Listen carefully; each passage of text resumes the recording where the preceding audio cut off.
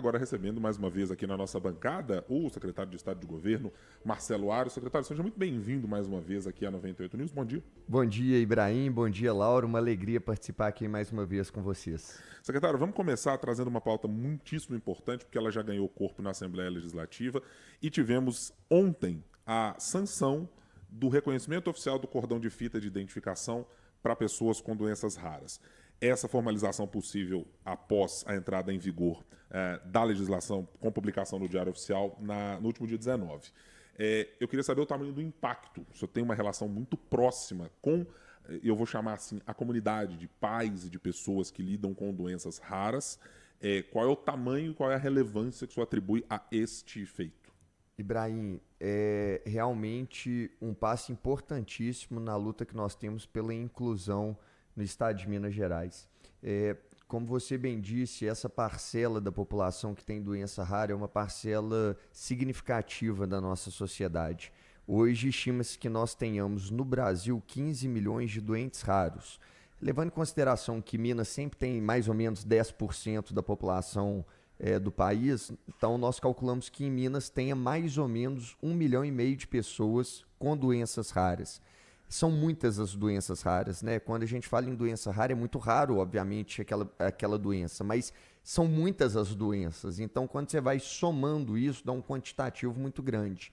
E muitas dessas doenças são ocultas, ou seja, você bate o olho para a criança, para a pessoa, e você não nota que aquela criança tem uma doença rara, mas ela tem, né? Geralmente a parte cognitiva e motora daquela criança é muito afetada e etc e tal, e muitas vezes fisicamente não aparenta nada. E aí a importância desse cordão. Agora é oficial, Minas Gerais é o primeiro estado do Brasil a ter uma identificação oficial para os doentes raros, que é esse cordão que eu trago aqui hoje na rádio. Esse cordão, então, nossa primeira intenção, que agora é lei, então em Minas Gerais todos os doentes raros poderão portar esse cordão e, obviamente, um cordão que dá direitos, né? Direitos que já são legais, mas que agora dá visibilidade para isso. Então, nossa primeira missão, Ibrahim, é colocar no pescoço de 1,5 milhão de pessoas em Minas esse cordão. Esse é o primeiro desafio do governo do estado.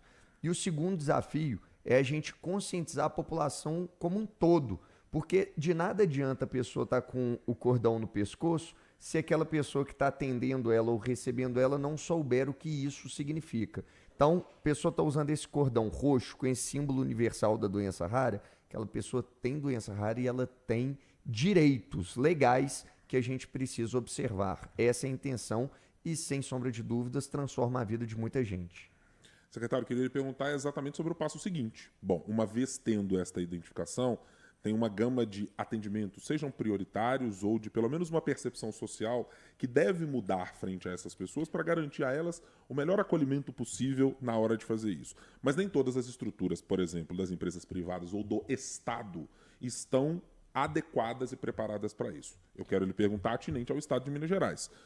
Como isso será feito? Programas específicos para treinar quem atende, vou pegar o exemplo do UAI na Praça 7 ou numa delegacia de polícia civil para garantir esses direitos? Ibrahim, excelente pergunta. Primeiro, eu queria deixar claro para quem está nos ouvindo que esse trabalho, essa luta nossa pela inclusão, ela não é uma luta que se encerra da noite para o dia. A gente não vai conseguir dar todos os passos que nós precisamos dar num período curto de tempo. Isso demanda tempo, isso demanda uma mudança de mentalidade, é meio que uma mudança cultural mesmo, tá? Então, é o seguinte, nós vamos construir uma casa, e é tijolo por tijolo. Eu não tenho aqui a presunção de achar que amanhã as pessoas com doenças raras vão estar com esse cordão e que a vida delas vai ser resolvida por causa desse cordão, não é isso. Mas eu acredito sim, que passo a passo nós podemos chegar lá num futuro. Então, o nosso primeiro desafio, como eu disse aqui, Ibrahim, é de colocar o cordão no pescoço de quem tem direito de usar o cordão. Como que a gente faz isso? Esse é o primeiro desafio. Então, como que a gente está se organizando?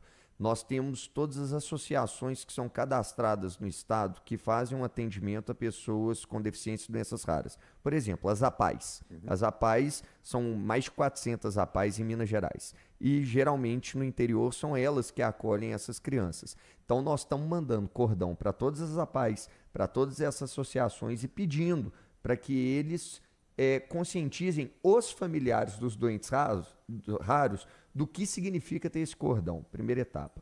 Segunda etapa, nós vamos começar um treinamento e cada órgão vai ter um direcionamento específico para saber como que vai lidar com uma pessoa chegando com esse cordão. Então, por exemplo, a Secretaria de Saúde vai fazer diversos treinamentos para que enfermeiros, médicos, as pessoas que atendem no posto de saúde saibam o que fazer quando a criança chega com isso. Mas como você bem disse, eu gostei muito da sua definição, Ibrahim, que você falou percepção social. É mais do que o direito só legal, né? Ou seja, deixando claro para quem está nos ouvindo, direito legal é muito simples em tese, né? A pessoa chega no posto de saúde com esse cordão, ela tem atendimento prioritário, ela tem que passar na frente. Isso é lei, isso é direito dela. Mas, por um outro lado, vamos falar na relação privada. Então, Marcelo, eu sou pai da Mariazinha. Você sabe, eu tenho 6 filhos, a minha primeira filha tem uma doença rara. Eu, de vez em quando, saio com a minha filha de casa. Só que essas saídas com a Maria de casa, elas precisam ser calculadas. Porque a Maria, ela não pode ficar muito tempo fora de casa. Ela precisa estar em ambientes controlados. E muitas vezes eu vou num supermercado com ela, mas eu preciso de atendimento prioritário na hora de pagar o caixa. Não dá para eu ficar na fila esperando, porque a qualquer momento a Maria pode começar a ficar com raiva, ficar incomodada. E se ela começa a chorar, Ibrahim, em algum lugar público, eu não consigo controlá-la. Eu só controlo ela num quarto escuro, sem barulho, e aí eu consigo ir acalmando ela. No supermercado eu não consigo. Então, se eu paro numa fila e fico com a Maria no meu colo, e a chance dela começar a ter uma crise existe, e não é pequena. Então eu preciso de atendimento prioritário. E não é por favor, não é por mordomia, entendeu? É por necessidade. Agora, se o caixa do supermercado não souber que a Maria tem uma doença rara porque ela está com um cordão, de que adianta tudo isso? Então eu preciso que o caixa, que o atendente do caixa do supermercado também saiba disso. Como que eu faço isso, Ibrahim? Campanhas publicitárias, mídia. Então aqui, por exemplo, o que vocês estão fazendo hoje no 98 News é um ganho extraordinário para a população, porque tem gente aqui me escutando que está indo para o trabalho, ou gente que está em casa e está falando assim, cara, nunca pensou nisso, fala assim, deixa eu bater o olho aqui, deixa eu digitar no Google, cordão de doente raro. A pessoa dá uma olhada, vê o cordão, fala, pô, agora eu sei. E aí, Ibrahim, é mais do que um atendimento posto de saúde ou num caixa do supermercado, mas é a percepção social de na hora que você estiver num ônibus ou qualquer lugar que você vê uma criança com um cordão dessa, você fala assim, cara, essa criança tem uma necessidade especial. Para ajudar na medida das suas capacidades. O que eu posso fazer para deixar a vida dessa pessoa um pouquinho mais leve? Isso é inclusão. Claro. Isso é inclusão de verdade. Então, esse a nossa intenção. A ideia da lei é essa, mas a lei, sem divulgação, sem campanha, sem conscientização, Ibrahim, vira lei morta, né? Vira palavras num papel. E isso a gente não quer deixar que aconteça. Legal. Só antes da gente pular para o próximo assunto, só registrar a participação dos nossos ouvintes, porque já está começando a movimentar o nosso YouTube justamente sobre o que o secretário falou, sobre como adquirir esse cordão, né? Foi a pergunta do Domênico que está acompanhando a gente. Então, tudo isso vai ficar alocado a essas associações, secretário. Isso, Laura. Quem quiser de maneira mais direta, de ontem para hoje, porque ontem que foi a sanção, o meu Instagram explodiu de gente entrando, me pedindo, Marcelo, me manda o cordão, eu tenho um filho com doença rara e tudo. É uma forma também que a gente está fazendo. Quem quiser me mandar uma mensagem no Instagram, Facebook, é @MarceloAro. Obviamente, né, tem que ter doença rara, né? O filho, a filha, enfim, comprovação. Você me mandando essa comprovação, eu já mando para você o cordão, vou fazer com muito gosto, porque a gente quer de fato chegar nessas pessoas. Então, fica aqui o meu convite. Mas, Laura, se ainda me permite, e Ibrahim, só porque eu acho que é bom a gente frisar isso antes de mudar de assunto, o cordão do doente raro, ele é uma das tantas ações que nós estamos fazendo para melhorar a qualidade de vida da pessoa com deficiência e doença rara. E são muitas mesmo. Hoje, Minas Gerais é pioneira e é referência no Brasil com políticas públicas para as pessoas com deficiência e doença rara. Por exemplo, cordão doente raro, o único estado que tem é Minas Gerais. Agora, de ontem, o Ibrahim, vários secretários de estados, de outros estados, me ligando, pedindo a lei que foi sancionada para que eles também façam nos estados dele. Mas nós temos aqui, somos pioneiros no teste do pezinho ampliado. Nós temos que lembrar que Minas é o primeiro e único estado do Brasil a fazer o teste do pezinho ampliado. Antes, aquele teste que a gente fazia que detectava 6 doenças, agora detecta mais de 60 doenças em Minas. No SUS, gratuito para todo mundo, seja do norte de Minas, do sul de Minas, faz o teste do pezinho ampliado, esse sangue vem aqui para o NUPAD do UFMG, é feita triagem neonatal, estamos investindo 64 milhões por ano nessa triagem e a gente dá o diagnóstico para a família e mais do que o diagnóstico, dá o tratamento. Ibrahim, para quem está ouvindo isso, que não é da área de saúde, não tem compreensão do que isso significa, mas eu falo com você sem sombra de dúvidas, nós estamos salvando milhares de vidas em Minas Gerais com teste do pezinho ampliado. Tem um monte de criança que seria criança que andaria para o resto da vida numa cadeira de roda ou teria uma expectativa de vida de apenas 5 anos de idade e que vão ter uma vida normal porque nós fizemos um teste do pezinho ampliado, ou seja, demos o diagnóstico no momento do nascimento e junto com o diagnóstico o tratamento adequado. Isso é revolucionário e só Minas tem no Brasil. Entre tantas outras ações, as APAES, que a gente fala aqui que é a porta de entrada para pessoa com deficiência e doença rara do interior.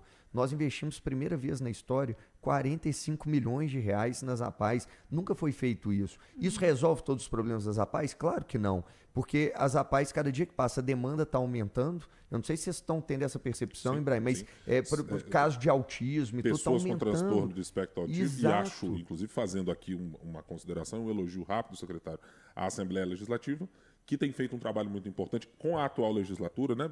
Posso mencionar que N deputados e deputadas que têm se engajado nesse tipo de atendimento e também, na mesma medida, na sensibilização social para entender o que é o transtorno do espectro autista, assim como são as doenças raras. Acho que assim, é um elogio que eu faço de quem está olhando e vendo o trabalho dos deputados claramente bem nesse cenário. Ibrahim, nós temos que elogiar mesmo, porque nessa legislatura, quando vem esse assunto, além do presidente Tadeuzinho, que é muito sensível à causa e que tem trabalhado muito nesse sentido, mas nós temos a deputada Maria Clara Marra, que trabalha muito, o deputado Rodrigo Lopes, o deputado Wendel Mesquita, o deputado Maurício, doutor Maurício, o deputado Zé Guilherme. Então nós temos inúmeros deputados que abraçaram a causa da pessoa com o transtorno do espectro autista e que tem feito a diferença.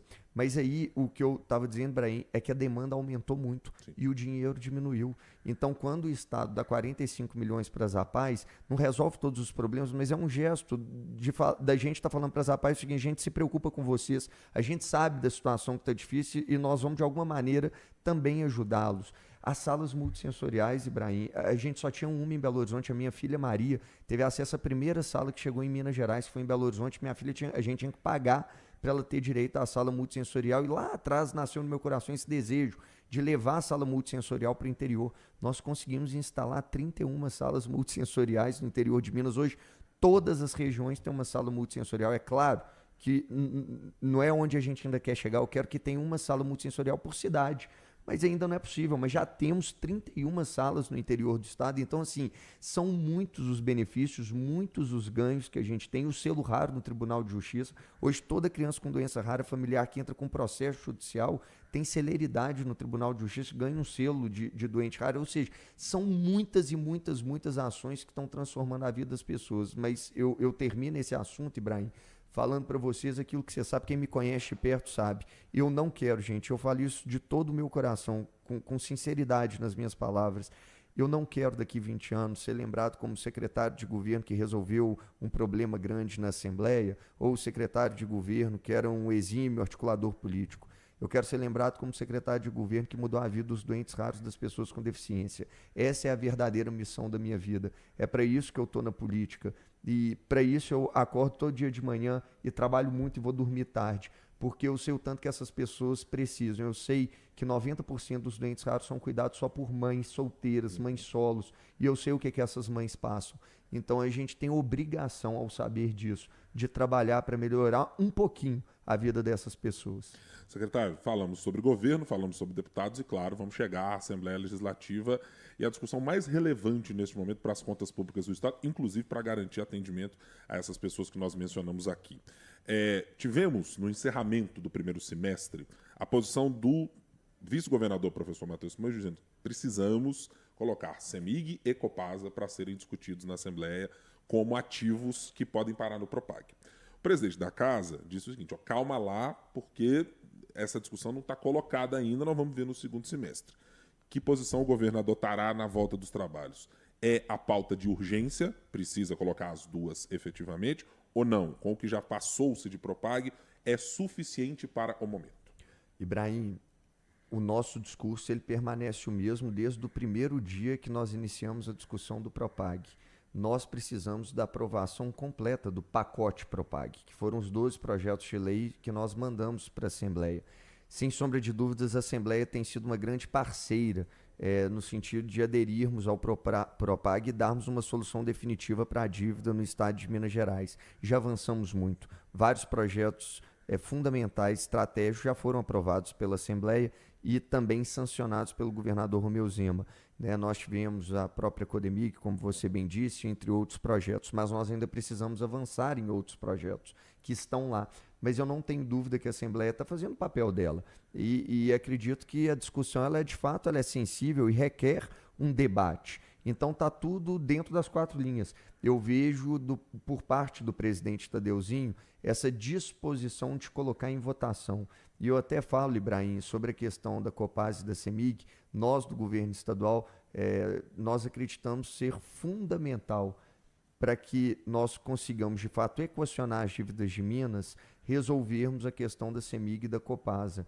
E é por isso que a gente faz o apelo para o presidente da Assembleia e que tem sido sensível aos nossos pedidos, que coloque em votação. E ele tem colocado, tanto é que está tramitando, a PEC do referendo está na CCJ, o presidente pediu que fosse analisado, o presidente da CCJ, que é o deputado Dorgal Andrada, está fazendo um grande esforço para ser votada essa matéria na CCJ, mas é natural termos obstrução, eu não vejo isso de maneira assustada, eu não acho que isso é um absurdo, não, faz parte do processo legislativo a obstrução da oposição, mas o nosso apelo para os deputados da base é que vençam a obstrução e que a gente possa ir para o voto. Ibrahim, eu estou muito confiante que hoje o governo do estado tem base suficiente para aprovar todos os projetos do Propag que nós enviamos. A grande questão é colocar para votar, mas eu acredito que os passos estão sendo dados para isso. E no segundo semestre tem outra pauta que é importante, que é relativa aos vetos do presidente Lula a trechos do Propag. Tinha expectativa de que isso fosse votado antes do recesso do Congresso, não foi feito, ficou postergado agora para esse segundo semestre. E é uma pauta que, estava pautada no início do mês passado, foi adiada, chegamos nesse recesso. Como que o governo de Minas está se posicionando quanto a esse assunto para poder fazer que essa pauta volte a ficar mais quente, vamos dizer assim, e que os vetos possam ser analisados de uma maneira mais objetiva? Laura, nós estávamos muito confiantes na derrubada de vários vetos na última reunião do Congresso Nacional, que inclusive estava na pauta. Só que ela foi retirada de última hora, na hora da votação, no dia da votação, retiraram da pauta o Propag. E isso nos deixou... no dia, nós lamentamos isso que aconteceu porque nós estávamos confiantes na derrubada do veto. A bancada mineira no Congresso Nacional tem feito um trabalho brilhante nesse sentido. Vários deputados nos ajudando, deputado Pinheirinho, deputado Marcelo Freitas, deputado Diego Andrade, enfim, são muitos os deputados, Gilberto Abramo, Fred Costa, que têm nos ajudado a construir esse grupo ali dentro da Câmara dos Deputados e do Senado, do Congresso, para derrubar.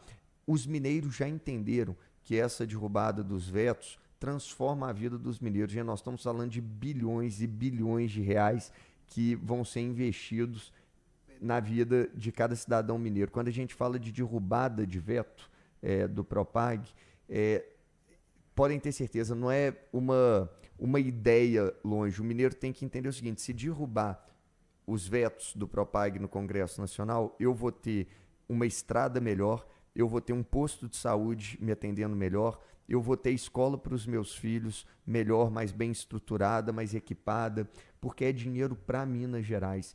Então, assim, é muito triste ver alguns trabalhando contra algo que é tão bom para Minas Gerais. Só que, infelizmente, Laura, na política nem todo mundo é vocacionado, nem todo mundo tem um espírito estadista. Tem muita gente que age e decide o que fazer baseado nos seus interesses eleitorais para as próximas eleições. Então, tem muita gente pensando assim, eu não posso deixar derrubar esse veto, porque se derrubar esse veto, a vida do mineiro vai melhorar, e se a vida do mineiro melhorar, a tendência é que o Matheus Simões vire governador, porque o povo vai querer continuar o que está dando certo. Então, é preferível a gente manter o veto e deixar a bomba estourar, porque prejudica o Matheus nas próximas eleições. Ou seja, é um pensamento pequeno. Na minha opinião, assim, um sentimento que nós deveríamos banir da política, sabe? A gente vê, por exemplo, os sindicatos, quando vem manifestações de aumento de servidores, pedindo reajuste salarial, que nós acreditamos que tem que ter. Reajuste salarial inflacionário é mais do que legítimo. Mas eles precisam pressionar agora o Congresso Nacional para derrubar esse veto. Então, assim, cadê essa mobilização, né, daqueles que tanto se mobilizam, fazem greve, etc., para pressionar o Congresso Nacional pela derrubada dos vetos? Porque eles são interessados, né? Se nós derrubarmos os vetos, as nossas contas passam a ser saudáveis ao ponto de nós conseguirmos discutir reajustes salariais para servidores. Então, assim, eu acho que agora é um momento de todo mineiro do bem dar as mãos para que a gente consiga fazer essa derrubada dos vetos. Caminhando para o final da nossa conversa, secretário, eu não posso deixar de lhe perguntar sobre um tema que ontem eclodiu vindo da cidade de São Paulo com a decisão do governador Romeu Zema e do Partido Novo de fazer um lançamento da pré-candidatura do governador à presidência da República. É claro que o Partido Novo tem questões muito específicas sobre o tamanho do partido, as capacidades do partido, cláusula de barreira e tantas outras. Mas eu quero lhe perguntar do ponto de vista político e ideológico. O senhor crê que é uma candidatura que precisa existir, independentemente da existência de uma candidatura do ex-presidente Jair Bolsonaro ou do campo político dele? Ela precisa andar junto? É para somar e para estar na mesma chapa? Ou de que maneira isso deve acontecer? Ibrahim, o próprio governador Romeu Zema já disse que se o presidente Bolsonaro for candidato, ele não será candidato a presidente. Isso são palavras do governador Romeu Zema. E o governador Romeu Zema conversou com o presidente Bolsonaro antes de anunciar, né, a candidatura dele para presidente. Eles tiveram uma conversa, nessa conversa o governador falou com ele e ele acenou positivamente para que o governador seguisse em frente. Então, nós acreditamos que o governador Romeu Zema é uma opção viável, sobretudo para aqueles que estão no campo ideológico de centro, centro-direita e direita. Ele é um governador sério, ele é um homem trabalhador, é um excelente administrador, ele é uma opção para o Brasil, para um Brasil que quer crescer, para um Brasil que não quer mais o governo Lula, para um Brasil que não gosta do que está acontecendo no país. Ele é uma opção e legítimo ele colocar o nome dele à disposição de todos os brasileiros. Eu, Ibrahim, aqui é difícil até para mim falar, porque eu sou um entusiasta da candidatura do governador Romeu Zema, mas um entusiasta não só por uma análise política, por eu achar que ele tem viabilidade eleitoral, mas um entusiasta porque eu conheço o governador Romeu Zema no dia a dia. Eu conheço ele nas ações simples e nas grandes ações. Eu sei que ele é uma pessoa boa. Eu acho que o Brasil estaria... eu tenho certeza que o Brasil estaria em excelentes mãos se ele virasse presidente da República. E eu ainda sou um daqueles que acredito na política por ideal, na política de quem realmente quer transformar. Eu não estou satisfeito com o Brasil que nós estamos vivendo. Eu não concordo com as políticas públicas que este governo adota. Eu não acredito naquilo que o presidente Lula defende. E aqui eu não estou fazendo uma crítica pessoal ao Lula e etc. Até poderia, mas não estou. Eu estou fazendo uma crítica às políticas públicas. Ele faz coisa que eu não concordo. Ele gasta mais do que arrecada. Ele não tem compromisso com o orçamento público. Ele acredita que você precisa de gastar mais para economia geral. Eu não acredito. Eu acredito em contenção de gasto. Eu acredito numa diminuição da máquina pública para que as pessoas tenham poder de investimento próprio, para que as pessoas possam rodar a economia. Então há um pensamento divergente. Nós não concordamos com a tese defendida pelo PT e pelo presidente Lula. Então nós estamos no outro campo. E nesse outro campo que nós estamos, o governador Romeu Zema vem como uma solução, ele vem como uma alternativa 100% viável de uma pessoa que não é só honesta, proba, correta, mas é um excelente gestor público, é um cara que já provou que consegue resolver os problemas que outros deixaram. Nós pegamos um estado completamente falido, quebrado. Quem lembra, gente, de Minas Gerais antes do governador Romeu Zema sabe. Nós pegamos o estado com os professores, os militares, os servidores, com 3 meses, 4 meses de salário atrasado. Nós pegamos o estado devendo todas as prefeituras, porque tinham retido repasse obrigatório constitucional para as prefeituras. Nós pegamos o estado devendo todos os fornecedores. O nosso governador colocou as contas em dia. Nós demos uma nova cara para Minas Gerais, então o governador Romeu Zema já provou que ele sabe fazer. E eu vejo que ele pode ser a solução do nosso país para 2026. Então eu, Marcelo Ibrahim, quero aqui de público dizer que eu trabalharei dia e noite pela eleição do governador Romeu Zema para presidente da República, mas não por um interesse eleitoral, porque eu de fato acredito que ele pode ser a solução para os problemas que os brasileiros estão vivendo. Secretário de Estado de Governo, Marcelo Aro, muito obrigado pela presença mais uma vez aqui no nosso Start 98 News. Claro, volte em outras oportunidades. Ibrahim, eu que agradeço, sempre uma alegria para mim poder debater aqui com vocês. Eu me sinto muito à vontade, muito em casa para colocar aqui minhas opiniões. E eu queria dizer para quem está nos ouvindo que eu não me considero, gente, em hipótese nenhuma, o senhor da verdade. Essa é a minha simples opinião, mas eu também não posso deixá-la de colocar. Eu não estou aqui para desrespeitar quem está em outro campo ideológico. Eu não estou aqui para fazer uma crítica pessoal. Eu estou aqui para fazer o debate de ideias. Nisso eu acredito. E sempre que eu venho aqui na 98, vocês me dão esse espaço para colocar as minhas ideias com calma, com tranquilidade. E eu acredito nesse debate. Ainda que em ideias divergentes, eu acredito no debate como solução. Eu acredito que política é isso, a gente poder fazer o bom debate e tomar as melhores decisões. Então, mais uma vez, muito obrigado, Ibrahim, muito obrigado, Laura, e eu estou sempre à disposição de vocês. Esse é o espaço que a gente propõe a fazer aqui exatamente na 98 News, é amplitude e espaço para as opiniões. Obrigado, secretário.